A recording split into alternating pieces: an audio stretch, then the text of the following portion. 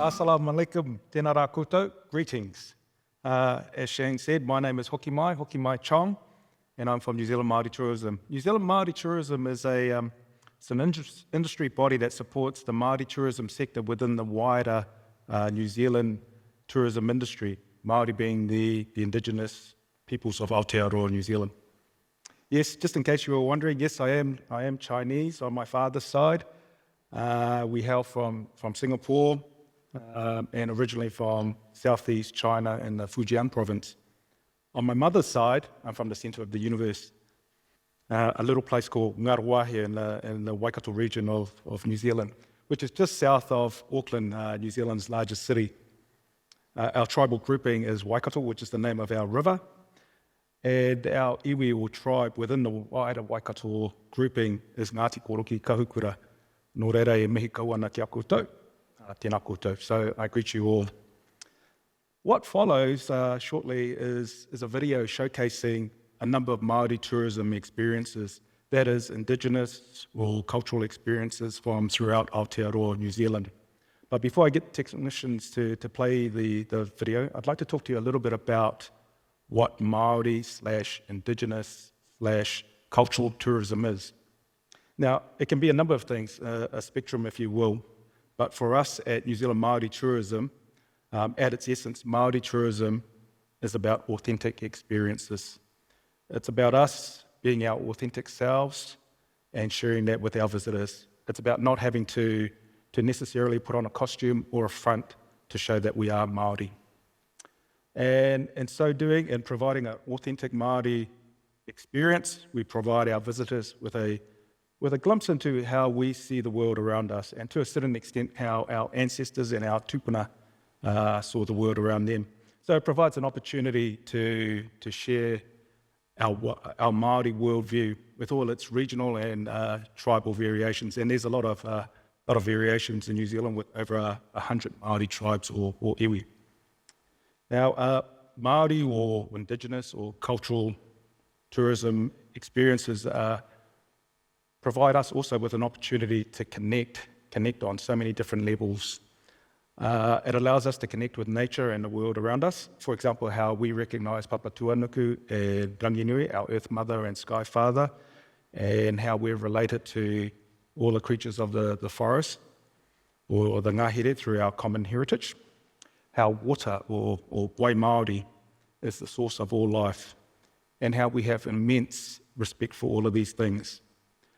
It also allows us to connect with our knowledge bases to showcase what we've learned over millennia. In some cases, that knowledge is shared knowledge, as Aotearoa, my elder, just spoke about.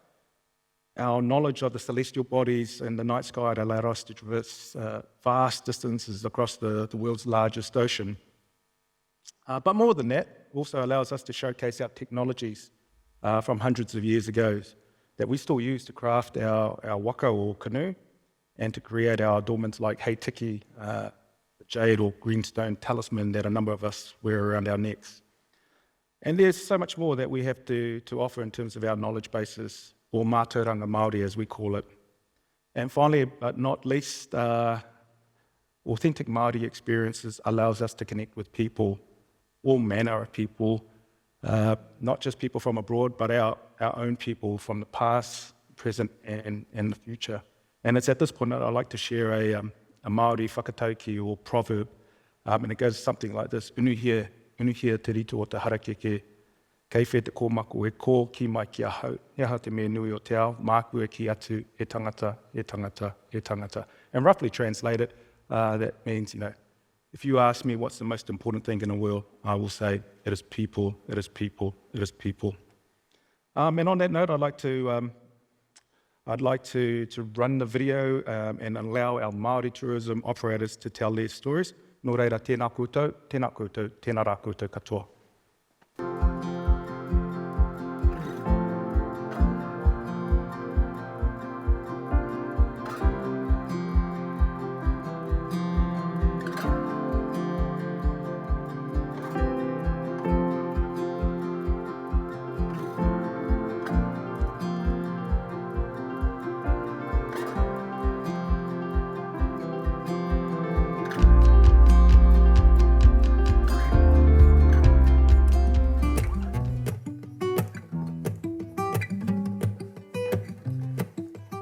I am one of 3 owners of Kohutapu Lodge and Tribal Tours out here in Murupara, and this is our small family-owned and operated cultural tourism business. This was once a thriving forestry town. Every single person was employed, 100% of the town.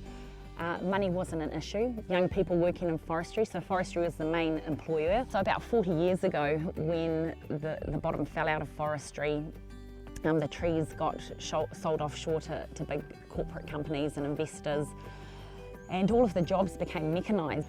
Now with unemployment, quickly follows on behind a lot of those other negative social connotations. So yeah, we do have gangs out here, we do have unemployment, we have substance abuse. One of the other things we have out here is a town and a people that would do anything for anyone. It's intrinsically inside of us, and it's what is beautiful about our people. And our community has absolutely welcomed our visitors in with open arms.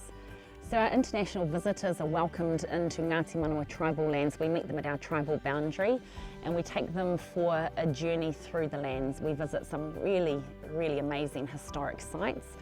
They eventually come out to the lodge and we host them with a traditional kai, so hangi. We also teach them a lot of our pastimes. And then we really just drop it on them and explain to them the backstory of our business and the massive community and social responsibility arm we have here. The next morning after our visitors stay here, we pack up all of our hangi meals at the end of the night and we take our visitors back into our community, back into our schools, and they deliver meals for our children. Our children are the ones who welcome them in through hakapohiri, through waiata. Our kids get a really strong sense of who they are and where they're from in front of an international audience. It benefits both our visitors and our kids in our community. All the lessons that people learnt during lockdown, it's our way of life. It's how we live. And the acts of kindness, family time, looking after your neighbours, that's Māori. That's who we are. Going to the forest, going to our sacred places of healing, to our rivers, to our mountains, to our waterways, that's our taonga. And those are the things that we need to protect and look after.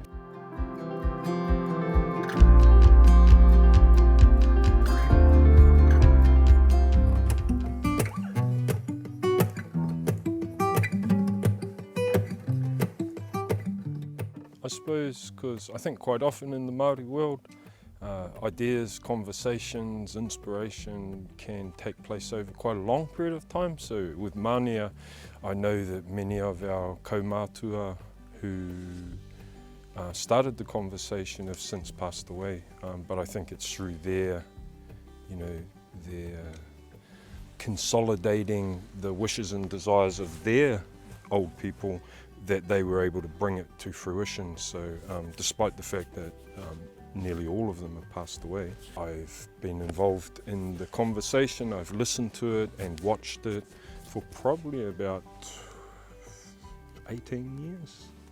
And they've had all sorts of challenges. At one point they almost got there, and then we had a financial crisis and a whole lot of things, and I've watched them just carry the vision. So it was enough for me to want to be involved, and then I was asked to be involved. I think it really depends on which New Zealanders and how open they are to discover that part of themselves. The story of Aotearoa, the discovery of Aotearoa. So for me personally, it's a hugely important story. Kupe circumnavigated the country and touched places and left people, and each place will have its own story, and that's what gives the story of Kupe its richness. And I've travelled around the Pacific Rim. I've been to places like Hawaii and Solomon Islands, and I've heard the story of Kupe, but from their point of view. And I think that's what makes the story of Kupe so special. It's got the ability to unite us if we're able to see past, I guess our own truth and look for the larger story. So yeah, I think it's important. And I'll obviously have my own spin on it, but as much as possible, I've as an artist try to be as objective as I can, because I've kind of come to realise that it's not my role to put my spin on it, it's my role to listen, and to listen as hard as I can, and then to be as honest as I can in translating that into visual language. I guess that's a part of being an artist that I I'm really focused on. How do you listen to people?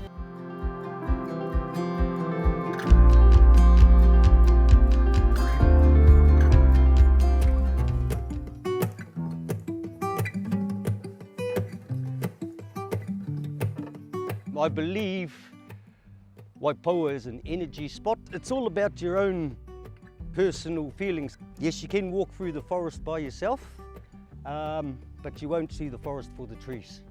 You know, and if you come in with us, we can tell you anything you want to know about it. Sometimes you can walk into an area and you can feel really, really energized. And if you walk in with people that can tell you stories about the place and the significance of the place in terms of the people and everything, that energy is multiplied tenfold. In my opinion, it's not about us anymore. It's about our future generations, and as such, we need to protect environments like this wherever in the world you come from, so that our future generations, you know, they can enjoy what we're enjoying today. And I think the strength with the hokianga is the purity of the place. If you have a look around, it's relatively untouched, or we can see our little settlements along the shores of the harbour and everything, and tell you the truth, we like it like that. You know, we don't want big hotels all over the place, and we don't want big ships coming in through the harbour. This is perfect.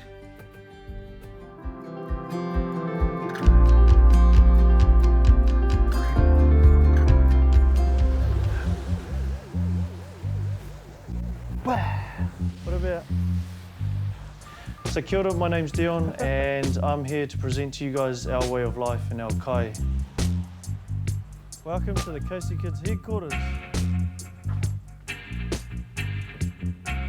So Cosco Kids, where it is now, so we're at the stage of, so we're a lifestyle brand, we're influencers in the diving world, so more in the, we're not getting big fish, we're just showing our way in the tikanga and the values we hold around the moana. So Cosco Kids is all about the good values and the practices that I think everyone knows in the back of their mind, but they just don't practice as much. Basically, where diving started for me was the old man and how he taught us all the way through the tikanga. It was funny growing up, he'd always say to me, we weren't meant to speak on the pai, but we were meant to gather kai. You gather your kai, you know, you feed the people around you and then you feed yourself. Being in the moana has just made me more connected to myself. So what we're doing here is a family favourite. Our motto is bringing the mana back to the kina. So we'd usually put the kina back into the shells and then smoke it in the shells. But today we're going to utilise something a little bit different. So I'm going to use a baking tin. These kina are quite a good size. Look at the size of this one. And we're getting quite bored of just eating kina straight. And so what we're doing is we're bringing back the, like I say, the mana back to the kina, because kina for a long time has been that, oh, no, don't touch that, ooh, you know, it tastes like the sea. Or if I think about kina, it's the creaminess, the saltiness and the sweetness all mixed into one with a bit of smokiness makes it like so much more better. Like, I can't wait for everyone to try it. I'm just gonna juice these up. Right, I've got to get these coals cranking. Do the mahi, get the treats. Look at that.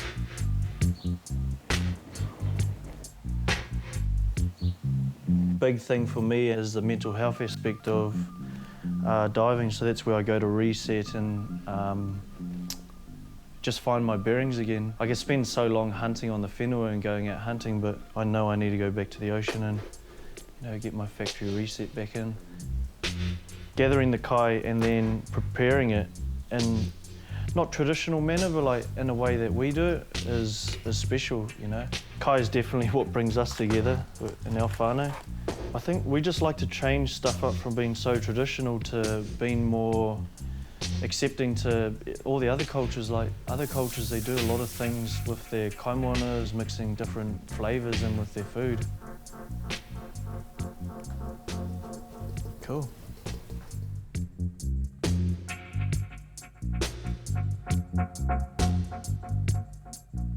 The smoke hasn't overpowered it, but you've still got that kind of creamy flavour, but the tanginess is left as well. We'll do a little shot, eh? Sit on top. Cheers. Cheers, cheers. Oh.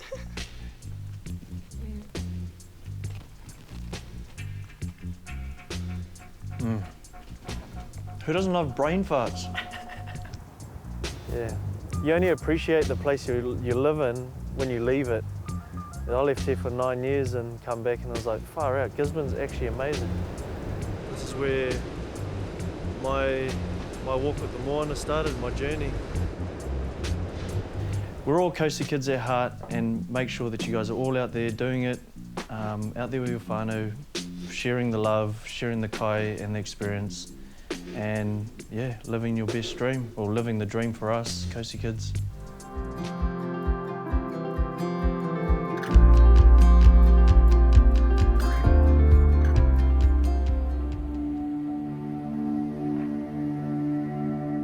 Yeah, she's just like right.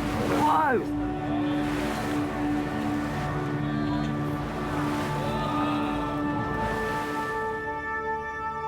We've always had that belief when we look at the whales that they're actually more than fish. There's a spiritual connection, there's been mythological connections. We're descendants of Paikea, the whale rider. The concept of kaitiakitanga, or guardianship, and that connection to your environment and caring for it. The deeds of all my tupuna who have stood before me, they ground where you're connected to this area, and that's where we really draw our strength. And that connection's always been with the ocean. I think it can be almost spiritual for some of the visitors. Whales are an amazing animal to watch. The way they make you feel just looking at them. You might be diving. When we welcome visitors to our area, you actually welcome them within the family doors, so they become part of your whānau. Because of that, you host them and care for them the best you can, as if you were your family.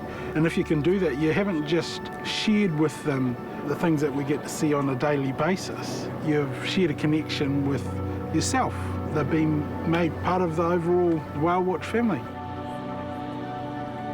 If you sit in and just pause for a moment from time to time, you can just take it all in, listening to the sound of the sea, that connection to an environment and as close to its natural state as possible. And it's a fantastic feeling, and it's something that you never forget.